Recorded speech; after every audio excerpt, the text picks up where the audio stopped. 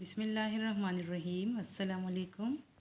Dear students, take out your books of General Science. Today we are going to do the exercise of unit number 9. So, you people open your books, page number 85, exercise of unit number 9.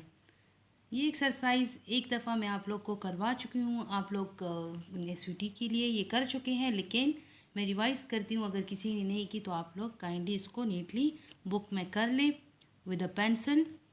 So look at the question number 1. Choose the correct answer. Number 1. Which of these correctly defines electric current? ये इनमें से कौन से वाला electric current को अच्छी तरह से डिफाइन करता है? The flow of protons in an object, the flow of atoms in an object, the flow of electrons. So option C is the correct option. Encircle option C. We know that the flow of electrons in an object is called electric current. Number 2, when an object gains electrons, it is dash positively charged, negatively charged, remains neutral, does none of the above. So option B is the correct option. When an object gains electron, जब एक object electron ले लेता है तो हमें पता है कि उनमें से नंबर ऑफ इलेक्ट्रॉन ज़्यादा हो जाते हैं, so it becomes negatively charge. In circle option B. Number 3, an object becomes charged when it loses or gains electrons. We know जब number of protons and number of electrons equal होते हैं तो फिर atom neutral होता है. लेकिन अगर कोई ऑब्जेक्ट जो है उनमें से इलेक्ट्रॉन या की ट्रांसफ़र हो जाती है, एक एटम फॉर एग्जांपल एक ऑब्जेक्ट इलेक्ट्रॉन गेन करता है, दूसरा लॉस करता है, तो जो लॉस करता है वो पॉजिटिवली चार्ज हो जाता है और जो गेन करता है वो नेगेटिवली चार्ज होता है. तो यहाँ पे है कि ऑब्जेक्ट कब चार्ज होता है. So option A is the correct option, जब वो इलेक्ट्रॉन गेन करता है या देता है या लेता है. Correct. Number 4, if a material is negatively charged, it will dash attract a positively charged object is the correct option. जब we know that opposite charges attract each other, तो जब कोई मटेरियल जो है वो नेगेटिवली चार्ज होगा तो ये हमेशा अपनी तरफ पॉजिटिव चार्ज को अट्रैक्ट करेगा. सो encircle option B. Look at number 5. Lightning is an example of dash.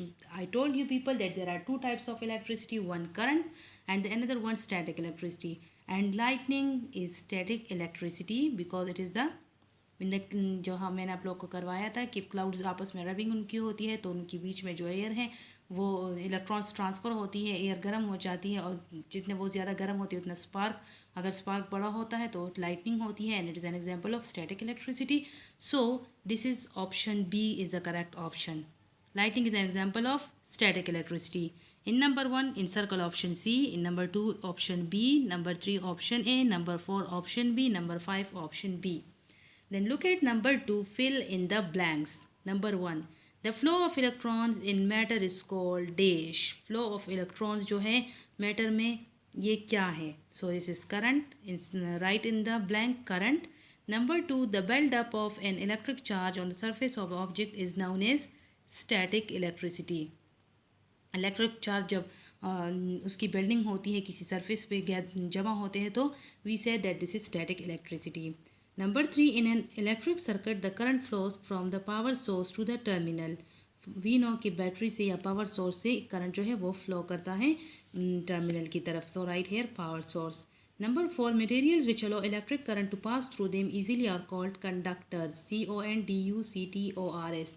जिनमें से इलेक्ट्रिसिटी फ्लो करते हैं लाइक मेटल्स जैसे कि गोल्ड, सिल्वर, आयरन, ये आप लोग पढ़ चुके हैं.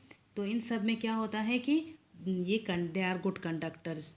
Number 5, materials which do not electric current to pass through them are called insulators. जिनमें से इलेक्ट्रिक करंट पास नहीं होता जैसे कि rubber, plastic etcetera, these are called insulators. Number 6, all matter is made up of tiny particles called atoms. Number 7, lightning is caused by static electricity. दोबारा देखिए, number 1 में current, number 2 static, 3 power source, number 4 conductors, number 5 insulators, number 6 atoms and number 7 static. Look at number 8. When the number of electrons in an atom is equal to a number of protons, the atom is said to be neutral. मैंने आप लोगों को बताया कि जब भी atom number equal होंगे protons electrons की तो वो न्यूट्रल होता है. लेकिन अगर कोई एटम जो है वो इलेक्ट्रॉन गेन या लॉस करता है तो फिर उनमें से ये चार्ज हो जाते हैं पॉजिटिव और negative charge. Number 9, when an object losses electrons it becomes positively charge. जब उनसे इलेक्ट्रॉन चला जाता है उनमें से प्रोटॉन, नंबर ऑफ प्रोटॉन्स ज़्यादा हो जाते हैं, पॉजिटिवली चार्ज होता है क्योंकि उसमें से प्रोटॉन्स ज़्यादा है, इलेक्ट्रॉन्स नहीं होते, कम हो जाते हैं उनकी। Number 9, when an atom gains electrons it becomes negatively charge. जब कोई एटम गेन इलेक्ट्रॉन ले लेता है तो वो नेगेटिवली चार्ज हो जाता है, उनमें से नंबर ऑफ इलेक्ट्रॉन्स जो है वो ज़्यादा होते हैं। नंबर 8 में न्यूट्रल, नंबर 9 में पॉजिटिवली, नंबर 10 में नेगेटिवली राइट कर लें। Then look at number 3, question 3, match the column the definition in column A with the correct term in column B. Column A और कॉलम बी को match करना है। So take a ruler, ruler से आप लोग pencil और ruler से आप लोग लाइन्स ड्रॉ करेंगे, मैच करेंगे neatly. Number 1, an object that loses और गेन्स इलेक्ट्रॉन्स चार्ज्ड ऑब्जेक्ट। जब एक ऑब्जेक्ट चार्ज होता है तो जब इलेक्ट्रॉन्स गेन या लॉस करता है तो वो चार्ज हो जाता है। So in match number 1 with B.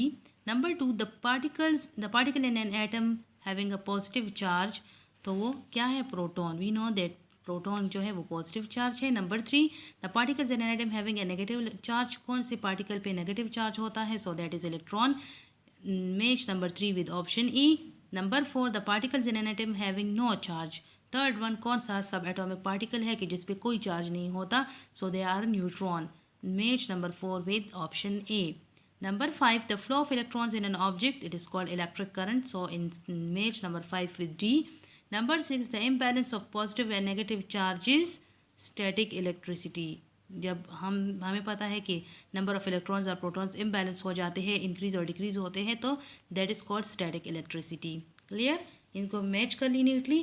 फिर क्वेश्चन नंबर 4 की तरफ देखिए, ये दोबारा इसकी तरफ देखिए। मैच कॉलम में number 1 with B, number 2 with F, number 3